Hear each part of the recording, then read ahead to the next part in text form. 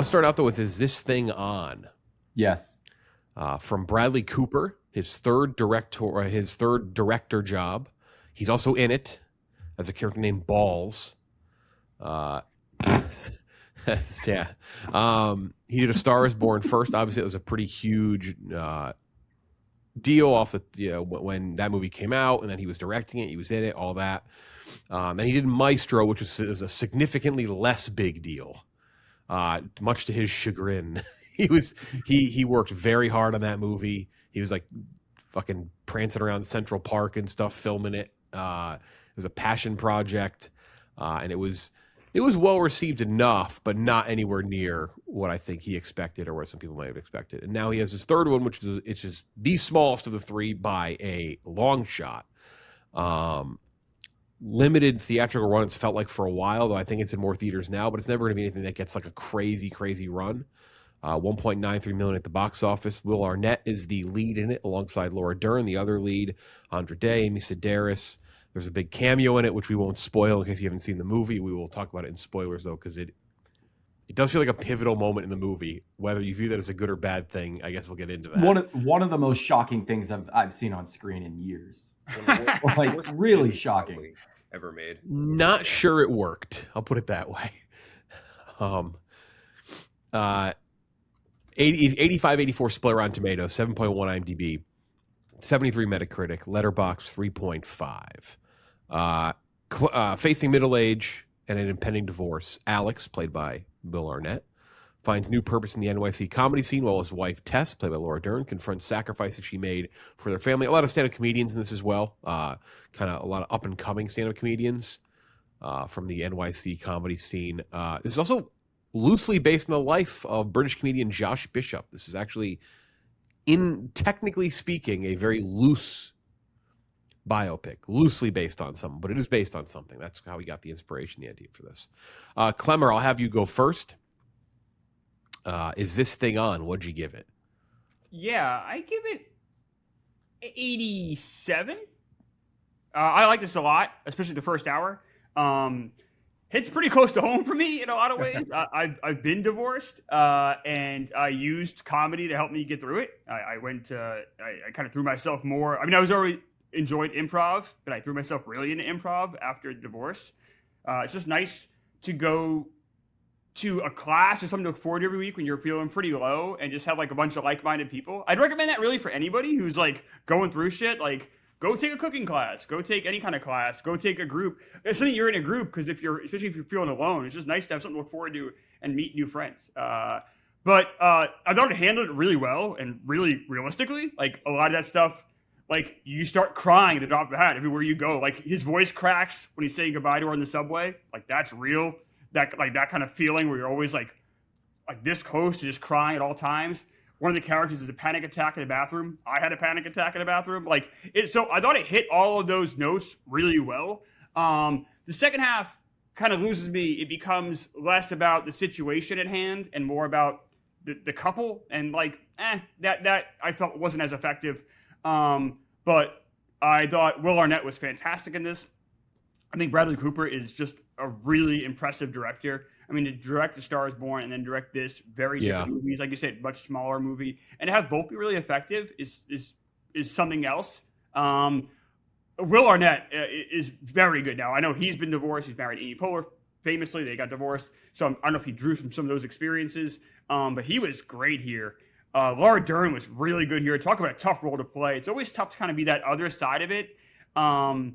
I think like Kramer versus Kramer, like Meryl Streep, that's a tough role to play. It's tough to be kind of the bad side of the couple, if you will. Not that she's a villain at all, but it's just tough because you spend more time with the other person. She's fantastic. I really like this. I just wish the second half was more like the first half. Yeah. I think a big takeaway for me, I gave it an 83. I did enjoy it, though. I think that first half, I'd agree with you, Clemmer. That first half, this is probably closer to like a 90 for me. Me too. One of my favorites of the year. Then I just think it kind of loses a little bit of steam. Like, doesn't have enough. I used it for a bunch of movies here, so I feel like I'm repeating myself. But not enough bite, I think, towards the end, which is fine. I think it has a nice ending. Like, the way this thing wraps up is nice. But I do think I think the second half, I don't know if repetitive is the right word, but it does start to feel like he kind of ran out of steam, as Klemmer was saying. Like there's just kind of there's not, it doesn't say enough towards the end, which I thought it was building up to from the first half. But I did enjoy it. He can direct. He's a very good director. He's got an eye for certain things that you can just kind of see. Or like, oh, okay, like yeah, this guy knows how to direct a movie. And I would like to see him. I don't mind him doing smaller things. Like I do find that. To me, he's a guy who voiced a raccoon in two of the biggest movies in the history of the world. Like he's been in large things. He's been one of the biggest comedies of all time with The Hangover. So I like seeing him do smaller things. But I would like to see him take like a bigger swing with his next thing as well, though. I would like to see. I think at this point he's. I mean, honestly, after A Star Is Born, I think he had enough clout as a director to probably do something huge. And I would like to see him do something very big because I do think he has the eye for it. So I'd be curious if it translates something on kind of a larger scale. But I did enjoy this 83 out of 100. I think it's a nice movie that most people will like, but it doesn't hit as hard towards the end as I think much of the movie before that ending kind of led you to believe it might. But we can get kind of more into the ending when we spoil it. But yeah, 83 for me. Would recommend it. Gooch. Yeah, by the way, he has done something big since A Star Is Born. It's called Maestro. We're going to respect that movie in this podcast. Snoopy will not be left in the vestibule ever when we record this podcast. But yeah, no, I like this. I like this. I'll quite pass a bit. on respecting that movie. It feels quite a bit like a lot of movies that we've seen before. But I don't necessarily think that's a bad thing. It's a different pitch for Bradley Cooper, much smaller, more intimate. And I think he kind of nailed it.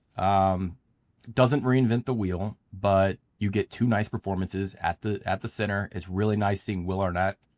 I mean, it's always nice seeing really any comedic actor go in and take a dramatic turn because they get to show off that they are just as talented as any of the Oscar nominated, the regular attendees at the Academy Awards, that they are just as talented as any of those people. And that comedic acting is just, a different flavor. And so here, Will Arnett does some really nice things. I really like the way Bradley Cooper shot like the stand-up scenes where the camera's just straight up on his face. And you can kind of hear the crowd in the background murmuring throughout these like basically therapeutic sessions he's having on stage. Really love those sequences. And Laura Dern, always reliable, plays the other side very well. And Bradley Cooper self-insert. I mean, I was worried going in when I saw that Bradley Cooper is playing a man named Balls. You see these set photos, he's dressed up as Mark Maron. You're like, this could go south quickly. And instead, it's one of the highlights of the movie. He is so fucking funny as that character. And then wrapped up with a nice ending, which I get what you're saying, Jeff, that maybe that's the spot where this movie breaks away from the things that it's reminding me of and does something different. I don't really have a problem with it staying with that nice ending, but I see where you're coming from. I landed at an 80 out of 100. Really nice movie. I'm kind of surprised it hasn't had more buzz. These are all likable people on the cast behind the camera. It doesn't really feel like anyone's talking about it. I do wonder if there's a connection issue because it's very New York. It's very New York stand-up comedy. Like sometimes those things don't translate outside of that zone. I do wonder if that's part of it. Not sure. That's fair. Yeah. I'm right there with you at an 80, Gooch. I think that there's a lot of things about this. By the way, something, I don't know if you guys thought about this at all. The character of Balls, just in the world of connections, there's a non-0% chance that he is named kind of via Glennie Balls. Like, I can almost guarantee you Bradley Cooper has heard the name or seen Glennie Balls at some point in something. Their circles are too tight to not have. So I'm just saying there is a chance. I want to throw it out there. But as far as the movie, like I think that like it was awesome. I think Laura Dern really built for this sort of role. It was really one of the standouts for me. I think like this sort of suburban mom or person in that sphere is like such a great spot for her right now. Even if you watch like Marriage Story, like not even like she wasn't the wife, she was the lawyer and she was exceptional. I think she's so good, that like real human being sort of role. And Arnett, I think, really brought it as well. And I didn't know he was capable of that gear, but I'm sure, like you guys are saying, like he poured some of his real life into that with his real divorce and all that stuff. It was just funny too, because then I went from watching this to the next day I watched Popstar, where he's playing the TMZ guy, which is so fucking funny, like unbelievably good, just goofy. I don't think so. I don't know about that. Like he's just so goddamn effortlessly funny. I mean, I like all the performances across the board in it. I thought were really, really good, except for one, which we'll talk about. And I think it's pretty good script, especially towards the end. There's a really good line, but then another line that's kind of derivative of, like you were saying, Gooch, like this kind of borrows from a lot of shit. But it's very derivative of another movie that recently won an Oscar, which I thought was a little goofy. There's just some things I think you kind of touched on a bit too, Jeff. Like, it's not that like there's anything on the screen where, except for one thing, which I disliked, but it feels towards the second half a little bit like listless, where it's like we're kind of still going through the same thing over and over and over and over again, and I still like what I'm watching unfold, but like I just need like another thing to happen. I need something to happen, and so there was points where I'm like, how deep in the movie are we right now? Because it doesn't feel like we're hitting like story notes that are going up or down, whatever. So and I also think one last thing I would note is that the character, when you have a divorce movie like this, I think you need to do a little bit of a stronger job kind of showing the faults in both people. And I feel like he made Will Arnett like an angel. You cannot, unbesmirchable angel of a human being. And Laura Dern is this like absolutely unreasonable asshole. And I feel like they could have done a better job of like equalizing them a little bit to make this a bit more of like you want to see things work. So I think that could have been a little bit better. But other than that, loved it. I think it's shot very similar to A Star Is Born. When you watch those two movies back to back, like they look visually very similar, down to every editing cue, I feel like, and camera movement. But I really liked it. I would recommend it to pretty much anyone. I saw it on a date with my wife, so she loved it too. So I think that it's a very easy one to recommend. Yeah, it's I think we all agree it's pretty enjoyable movie, and I actually don't. I mean, so we'll spoil things now. They do get divorced, or they do split, and then they get back together at the end, which is, I think that's fine. I guess my issue is that it almost feels like there's not enough time with the split. Maybe like it almost comes back together too quickly. And it comes back together in like a nice way where it's like not perfect right away, and they kind of reconnect through this run in at a comedy show, which I thought was kind of tied together nicely. But I guess that's my kind of, as we can spoil it, that's kind of my thing, is like it almost doesn't feel fully earned getting them getting back together. And it's a nice moment, but at the same time I'm like, okay. Like it kind of just wraps up and comes together too quickly. I don't know if people agree with that. That might be my biggest issue with it. Yeah, I have. So first off, the whole thing where they happen to stumble into the same comedy club that he's performing in the same time he's performing in all of New York City that's insane. That's funny. I like that though. That's the whole crux of the story, right? I don't mind that. That annoys me. It's just. But it did happen. Like it was based off a real thing.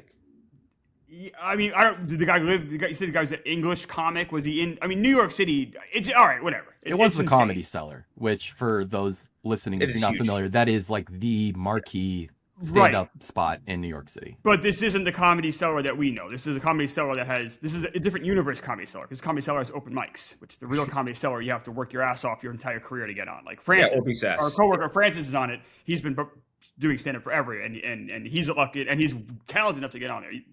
Regardless, the movie then shifts to it's no longer about what the first half was about. And that's why that second half, I think, feels kind of not empty, but like it just feels like misdirected. Because the whole premise is this guy trying to deal with the loss of his marriage and move on and find a new kind of purpose in his life. And the whole second half is just a kind of a rekindling, which it takes out the legs from the first half. It's too bad, because I think this movie was on to potentially being like borderline great. So you would want them to have, like, because she found her passion again with like the volleyball stuff, you'd rather them just go their separate ways and be their own people? That's what the first half of the movie is about.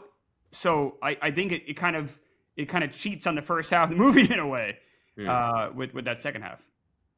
I don't know. I don't know if it's like they ran out, because obviously I'm not saying like make the movie longer, have more like strife, have more issues. Like I don't know. Like maybe it ends a little before they fully get back together. Like kind of leaves it open a bit. I don't know. For me it just kind of felt buttoned up in a way that didn't feel completely earned. There's also a moment, which I don't want to boil this movie down to a cameo, but it was so finally it was so abrasive that you have to talk about it, that the guy she goes on a date with to the comedy show is played by Peyton Manning. And it is one of the biggest whiffs of a cameo I think I've ever seen. Now, enough where I was entertained. I'm not sure that was his intent. Peyton Manning, you're a good SNL actor. Maybe it stops there. You're good in commercials. I think it stops there. I don't like. It was, and Laura Dern acting her ass off, in a very, very, as always. When did she not put in a good performance? And it's like my direction as Bradley Cooper would have been like, hey, you need to like maybe not act as well for the next 5 minutes because you're making him look like a fucking idiot. It showed you what like great acting is like when it's like watching a Major League Baseball player play against someone who stinks, like a regular person rather. You can see how talented people are. Watching her off Peyton Manning, you can see how talented she is because it was like it's also such a bad choice because it just takes you out of the movie. Mm-hmm. It's also a bad choice because he wasn't very talented. He's not a good actor. It was a bad choice for so many reasons. I don't really understand why he did it. It was like watching one of those clips where like, you know, like the mascots versus like the little kid games where like they're just stiff arming every kid into the ground. Like I actually think like Laura Dern could be could throw a ball further than Peyton Manning can act. Like, you know what I mean? Like whatever the ratio is, like it was very disproportionate. And it was just Peyton Manning is such a distinct looking human being that's so hard to like really recompense as a viewer. So I see him and like I saw him like when you first get introduced right in the restaurant, he's out in the distance. I see that big ass fucking head and I'm like, I turn to my wife and I'm like, that's Peyton Manning. What the fuck is he doing here? Like this is just, it's not your place. And he just is acting like he's in a State Farm commercial and it's really super distracting, big whiff. And I get like Bradley Cooper's kind of in that space too, like the football stuff. Like he's obviously big into that world, and I'm sure like he thought like, oh, this would be a cool thing. Like some people like it. Maybe it'll be like infrared to other people, but like it's so distracting, Horrible choice by Bradley Cooper. Yeah, he's the type of famous where he just cannot play. You can't have him play someone else. He has to be Peyton Manning. If you're gonna have Peyton Manning show up, he has to be. It's Peyton like LeBron in the Amy Schumer movie in Trainwreck, and that worked. I thought that was better. Yeah, or like Cardi B in what was it, Hustle or The Hustle, whatever that was. Like that was like perfect. Like it fits in right. Yeah. But like this was not correct at all. And he was even dressed like he's dresses on like fucking. I think when you saw that to me, right? Like he's dressed like he's dressed on Monday Night Football. Like it took me in 5 minutes until I think he like she asked about his marriage. And at that point, I'm like, oh, he's not playing Peyton Manning. Because for a second, I'm like, oh, maybe this is like a weird where she was a very high-level athlete and had some connection where she knew him through something. And so she's meeting up with Peyton Manning. And then she's like asking about his marriage with some lady and how it fell apart. I'm like, oh, he's a character, like a real character with a name. What was his name? Made a weird name too, like Laird. Laird, yeah. Weird fucking name. Oh my God. Actor I want to shout out before we get too far off, just because I remember the guy, whoever it was, and I didn't look it up. Whoever plays Bradley Cooper's mom was fantastic. She was a laugh out loud every line.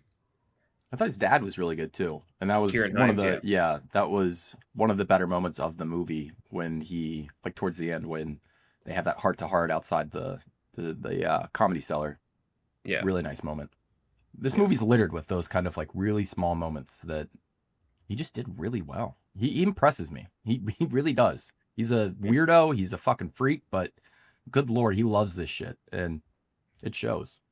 He's good at what I would say, at least in this movie, and even Star is Born and some other ones. He's good at like quietly fun, like quiet, intimate moments. Like this movie's quietly funny, which I like a lot. Not like super in your face. Here's a punchline. Here's a build up. Here's a punchline. Like for a stand up movie, you might expect that.